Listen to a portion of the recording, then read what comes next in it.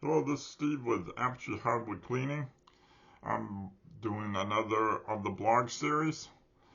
So we are now looking at screen and recoat frequency, a maintenance schedule for long-lasting hardwood floors. And this is a blog that was posted back on February 20th, 2024. Alright, in this blog we are basically looking at how do you maintain your hardwood floors and how often should you do a screen and recoat. So the first thing we need to do is what causes the floors? What are some of the things you look for in the floors going bad? So the paragraph here is labeled threats to hardwood floors. So these are things that can damage or cause issues with your hardwood floors. So scratches and wear. So the number one thing with any floor is going to be the foot traffic on it.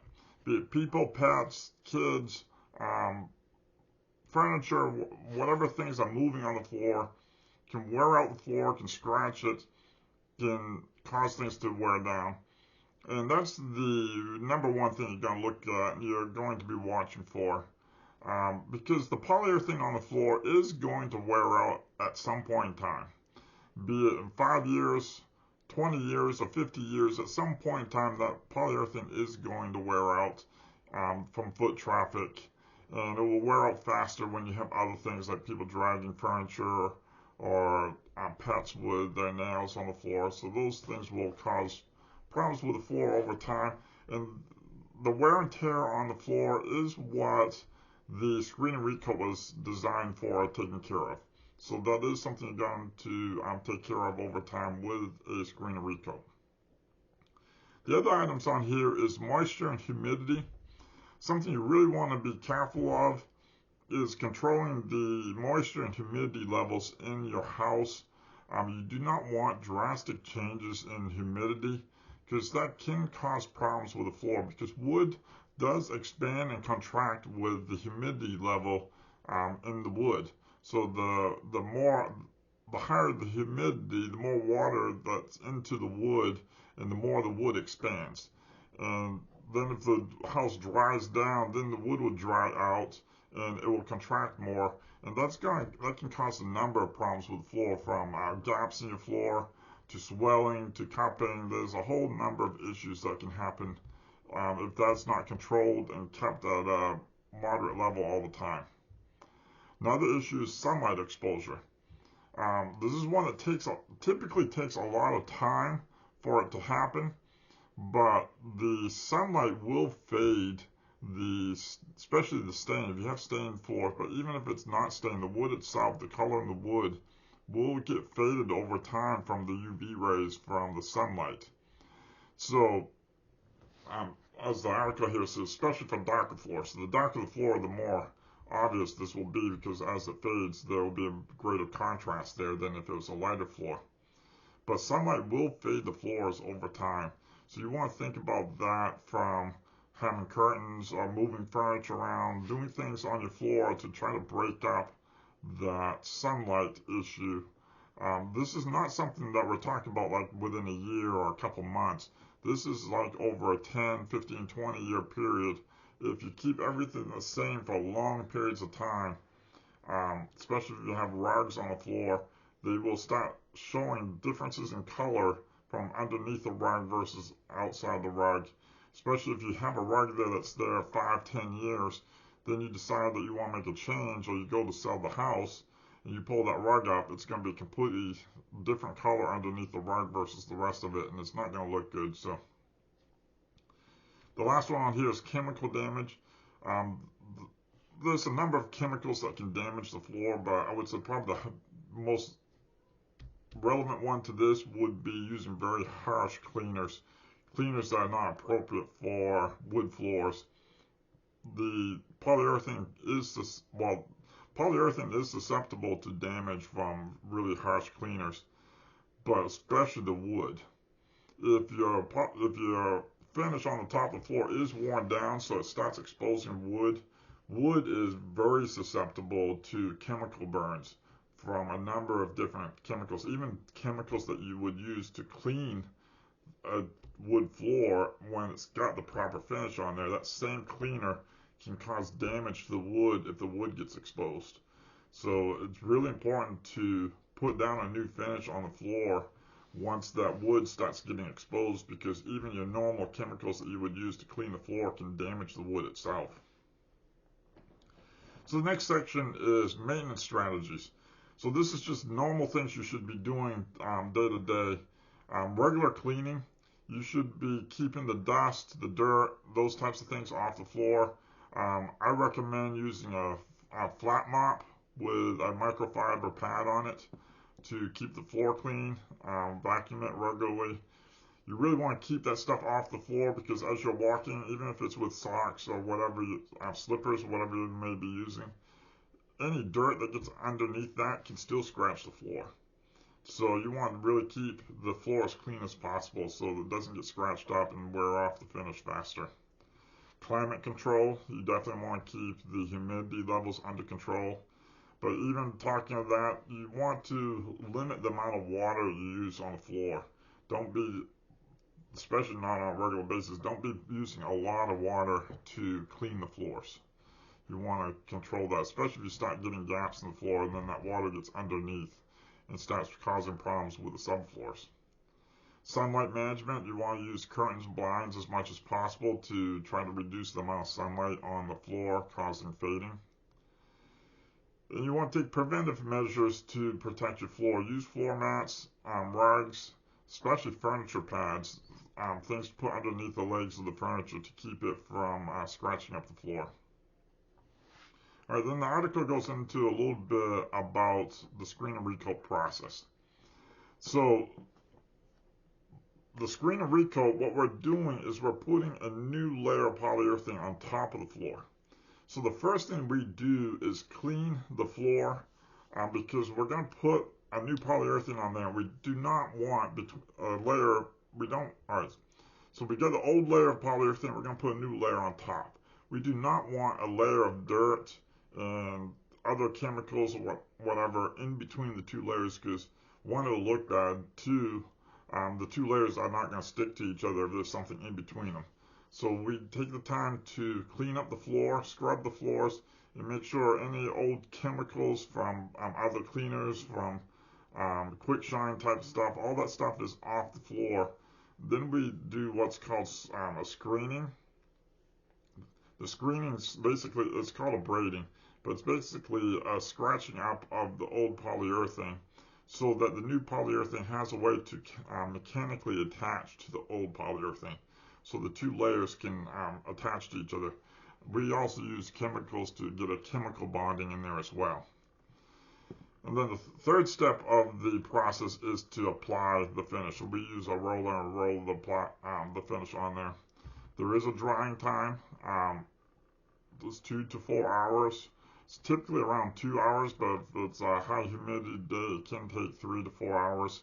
I have seen on days where it's heavy rain outside, the polyurethane can take 3+ hours to dry. And then the post-recoating care, you have to give it time to harden. So even though it's dry after 2, 3, 4 hours, it's not really completely hardened until about the 24-hour point. So you want to give it 24 hours or more to harden before you put heavy furniture or sharp objects on there, like high heels or pet claws or anything on there. So how often should you do a screen and recoat? Well, it really comes down to traffic. How often is the floor being used? How many people are walking on it? So that's really what it comes down to. So high traffic areas like restaurants, it could be a year to 3 years, every year or 2 years or 3 years, where you're going to need to put a new polyurethane on there, because you get dozens, if not more, people walking on it every single day. Some homes with families and pets and children, you may need a screen and recoat every 3 to 5 years.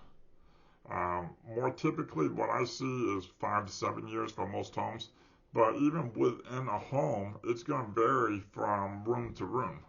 There are probably some rooms you have more use of than other rooms.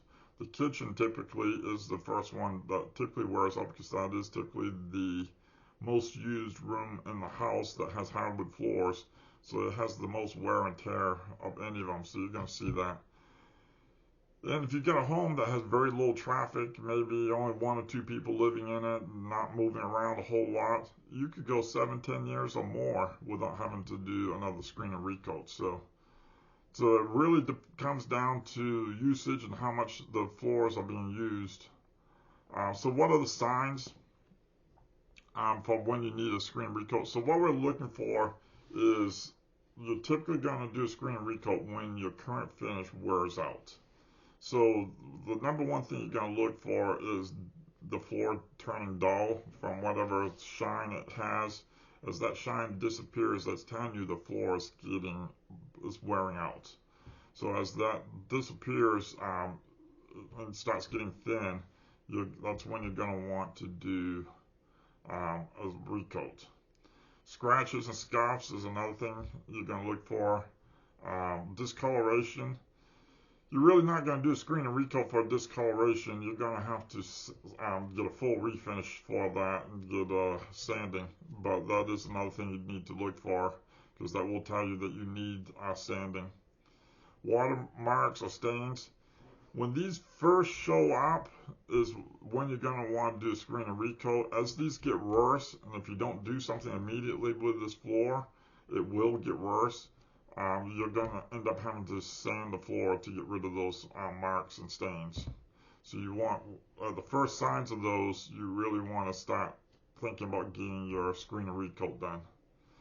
And then wear patterns, where the most travel is where you're going to see patterns in your finish wearing down. And that's definitely when you want to get a screen and recoat. You want to knock that out as early as possible before those patterns get too deep. So once those patterns start getting down into the wood starts getting dirty and damaged, and then it will show up even after your screen and recoat. To get it back to full restoration, you'll have to do a sanding. So we got a section here on do-it-yourself versus professional recoating. This is pretty standard for anything you do. For some people who are really good with their hands and doing do-it-yourself type of projects, this is definitely something that could be done. You can rent machines at Home Depot or Lowe's to be able to screen your floors. It's all about cleaning. To get a screen and recoat done right, it's all about the cleaning up front, then doing a good screening of the floor, and then rolling on the polyurethane. So being diligent about making sure your polyurethane spread out evenly, not getting lap lines in there. For someone that's got some skills, this is very doable as a do-it-yourself process. But for most people, you're going to want to get someone that knows what they're doing and has some expertise in this and has done a few of them to make sure it's done properly.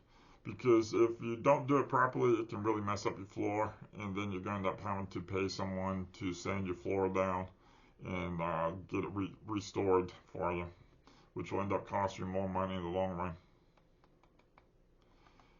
Tips for extending the life of your floors. Well, taking care of your floor is number one. Cleaning it on a regular basis. Don't let the dirt get on there, because the dirt will basically end up like sandpaper under your shoes or socks, whatever you're wearing, and wear down that floor faster. You want to make sure when you spill things, make sure you get it off the floor. When you clean it, don't use too much water, and when you do use water, get it off the floor as quickly as possible. Don't let it sit there for a long time. Use rugs and mats strategically to prevent wear and tear on the floor, as well as to block the sun from fading the floor. Definitely use things to protect furniture from scratching the floor. Put pads underneath the legs of the furniture. Climate control is extremely important. You want to make sure the humidity levels in the home or the business is at a regulated level. It says here between 35 and 55%, but what's really important about it is to maintain the level, that it doesn't go up and down drastically or quickly, because that's what's going to cause the boards to expand and contract rapidly, and can really really cause some issues with the floor. Sunlight exposure, you want to do what you can to try to block the sun, at least for periods of time, so that your floor will last longer. And then just routinely check out your floor, see if there is signs of wear, and try to do some intervention at the earliest stages possible, because that will cost less money over the long run. So hopefully you enjoyed this article, found it helpful. Thanks for watching the video. I also have a book out that goes into great detail of the same topics, a guide for hardwood floor care. We go into in depth on some of these things about what the screen recoat is versus full refinishing, the pros and cons, and all the things that we just discussed. Have a great day. Thank you.